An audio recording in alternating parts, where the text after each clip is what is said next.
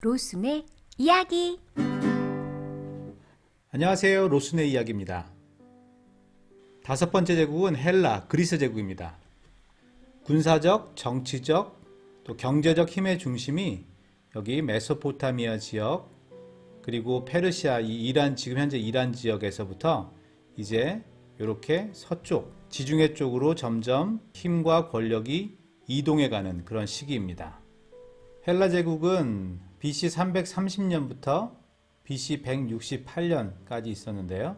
이 다니엘 포로 시대 이후에 예수님께서 오시기 전 100년 전까지 성경학자들은 신구약 중간기라고 불리는 그 시대입니다. 유명한 왕으로는 알렉산더 왕이 있습니다. 자, 헬라 제국 이전에 2000년 동안에 있었던 주요 세력들을 다시 한번 간략하게 정리해 보면 다음과 같습니다. 여기 아라랏산 밑에 흐르는 두 강, 티그리스 강, 그리고 유프라테스 강, 그 사이에 형성된 메소포타미아 지역에서 홍수 위의 문명은 바벨탑 사건 이후 적극적으로 전 세계 대륙으로 퍼져나가게 됩니다. 자, 이 지도는 노아의 아들들과 그 자손들이 흩어진 땅을 표시하고 있는데요.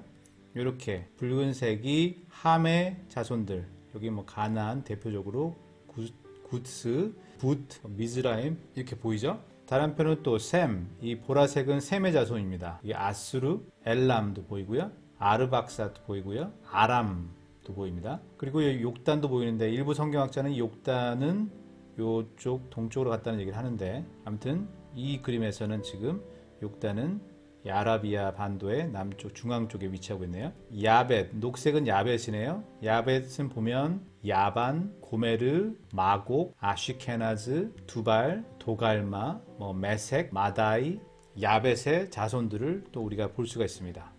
비옥한 초승달 지역을 거쳐서 가나안 땅을 건너 나일강 하류, 여기에 정착한 미즈라임, 함의 둘째 아들 미즈라임의 후손들이 이집트 제국을 세우게 되죠.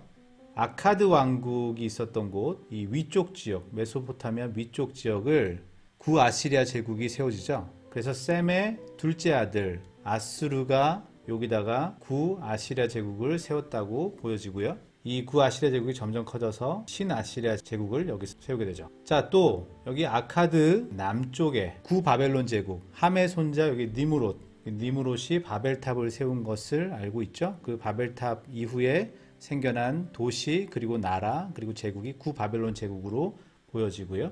이후에 신바벨론 제국이 세워지는데요. 이 신바벨론 제국은 셈의 셋째 아들인 이 아르박사스의 후예가 갈대아입니다. 갈대아인들입니다. 그래서 여기 우르라는 곳 지역을 알고 계시죠? 그래서 갈대아인들이 세운 우르, 그리고 그들이 세력을 확장해 나가면서 또 신바벨론을 세우게 되는데, 이때 신바벨론을 이름을 과거 융성했었던 그 지역 융성했던 구바벨론 이름을 따서 신바벨론 제국을 세웁니다. 구바벨론과 신바벨론을 세운 세력 조상들은 좀 다른 것이죠. 여기서 함의 손자, 여기서는 셈의 셋째 아들로 볼 수 있겠습니다. 자, 그리고 티그리스 강 오른쪽에 카스피해의 아래쪽에 있는 요 마다이, 메디나와 또 페르시아, 그래서 요 부분들을 보면 야벳의 셋째 아들 마대 후손들이 메디나를 세운 사람들이고요. 또 셈의 첫째 아들 엘람의 후손들이 바로 페르시아를 세운 사람들입니다. 그래서 이렇게 이제 페르시아가 생겨나고 점점 이렇게 확장하게 되죠. 자, 이제 야벳의 넷째 아들 야반의 후예가 어디에 정착하냐 하면 여기 그리스 이 마게도니아 요 지역에 정착하게 되네요. 야반의 후예인 마게도니아 사람 알렉산더가 권력의 중심이 되는 시대가 바로 BC 300년경입니다. 당시에 가장 큰 힘을 휘두르며 세상을 호령하던 제국은 페르시아, 이렇게 넓은 영토를 가졌던 당시에 가장 강력했던 제국 페르시아였었습니다. 페르시아는 영토를 계속 확장해서 지금의 이 터키적인 아나톨리아 반도까지 점령해 나갔고요. 에게해를 사이로 발칸반도에 있는 도시 국가들, 즉 폴리스들을 이루고 있던 그리스 지역, 여기 그리스 지역은 항상 이 엄청나게 막강한 페르시아 세력의 이 전쟁의 위협에 항상 놓여 있었습니다. 페르시아는 계속 영토를 확장하려고 했고 결국 전쟁이 터졌습니다. 당황하던 그리스의 폴리스들은 동맹을 맺고 저항을 했죠. 이때 유명한 두 도시 국가가 바로 아테네와 스파르타입니다. 이 그리스 지역이에요.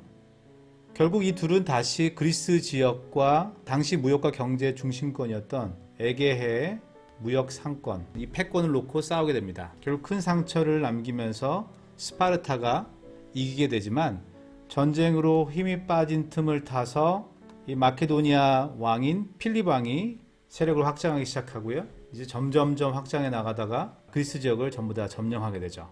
그 이후에 그리스 지역을 통일한 마케도니아의 걸출한 왕이 등장합니다. 그 왕이 바로 알렉산더 왕인데요.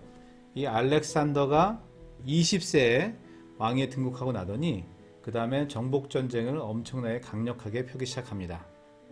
그 왕이 바로 이 알렉산드로스 3세 알렉산더 왕입니다.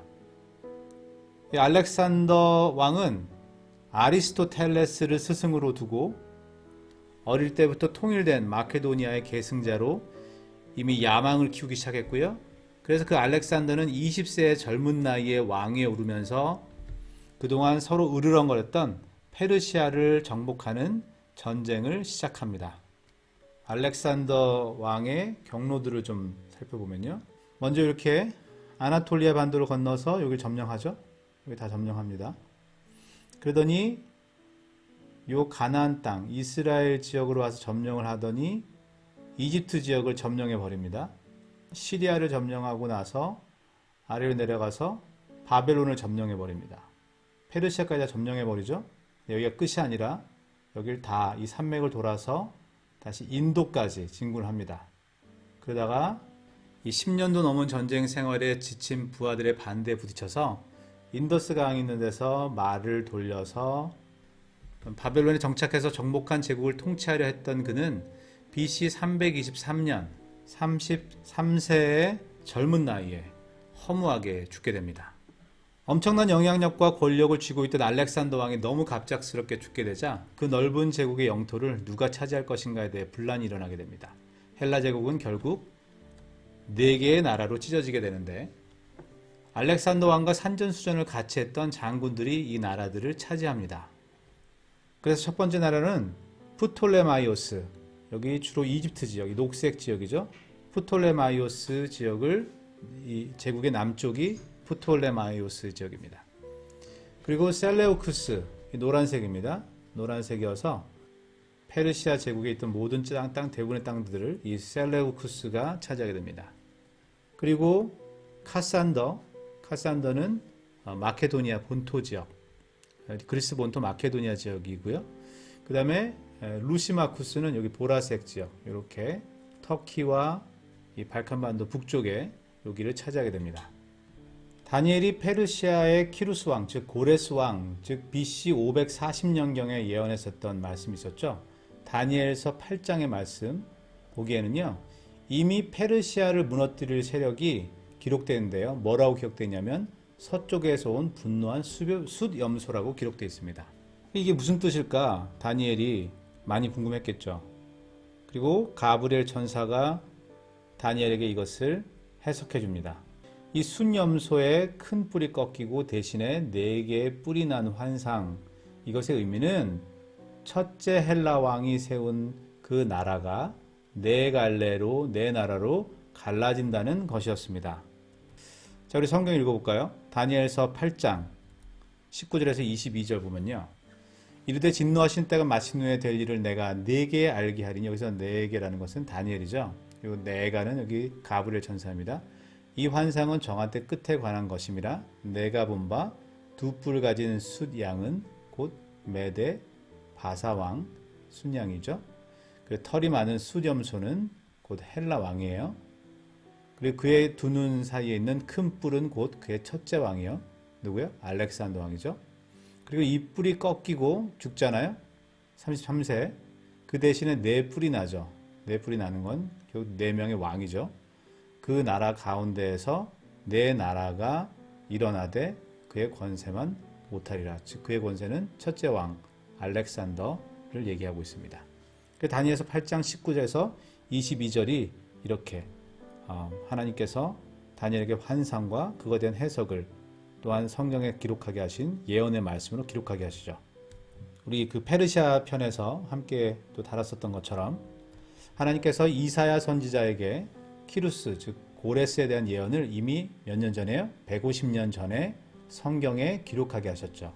이것처럼 이 성경에 기록한 것처럼 페르시아 이후에는 또 헬라 제국이 등장할 것이고 이 나라가 네 개로 분열될 것이다라는 이 예언은 또한 200년 전에 다니엘을 통해서 성경에 기록하게 하신 것입니다.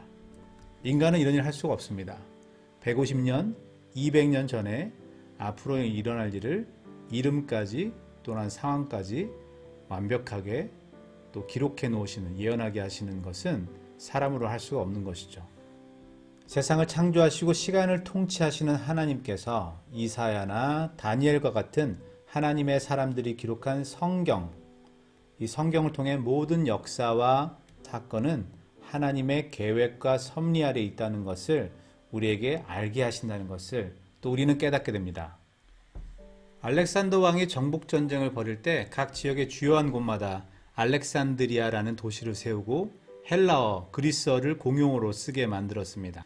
이때부터 이곳은 헬라 문화권으로 묶여서 활발한 문화적, 학문적 교류를 하게 되었고 이때로부터 200년이 지나 예수님이 활동하던 시대도 헬라어를 공용어로 사용했던 것입니다. 더 나아가서 초대교회가 활발하게 활동하고 바울 사도가 지중해와 로마까지 전도할 수 있었던 것도 헬라어를 공용어로 사용할 수 있었기 때문입니다. 모든 신약 성경도 헬라어로 기록된 것이지요. 다음 편에서는 헬라 제국 이후에 등장하는 로마 제국에 대하여 알아보겠습니다.